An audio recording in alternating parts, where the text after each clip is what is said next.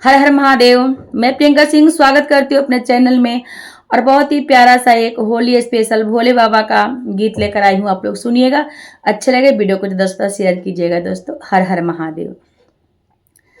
अजब होली खेले हमारे भोले बाबा, अजब होली खेले हमारे भोले बाबा, अजब होली खेले गजब होली खेले, अजब होली खेले गजब होली खेले, अजब होली खेले हमारे भोले बाबा, अजब होली खेले हमारे भोले बाबा।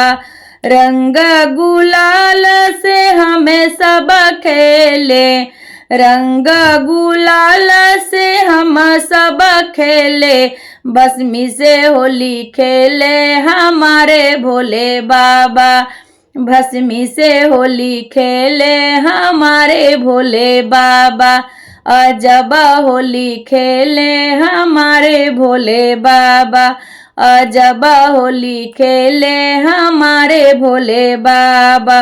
ढोलक बजावे सब मंजीरा बजावे, ढोलक बजावे सब मंजीरा बजावे, डमरू को लेके नाचे हमारे भोले बाबा, डमरू को लेके नाचे हमारे भोले बाबा, अजब होली खेले हमारे भोले बाबा, अजब होली खेले गजब होली खेले, अजब होली खेले गजब होली खेले, अजब होली खेले हमारे भोले बाबा।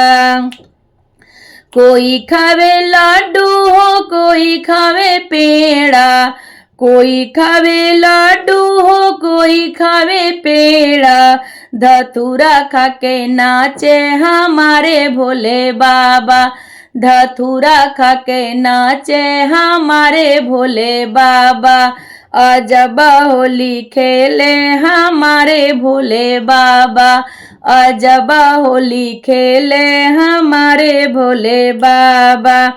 कोई पहने लहंगा हो कोई ओढ़े चूनर, कोई पहने लहंगा हो कोई ओढ़े चूनर, बागंबर ओढ़े नाचे हमारे भोले बाबा, बागंबर ओढ़े नाचे हमारे भोले बाबा।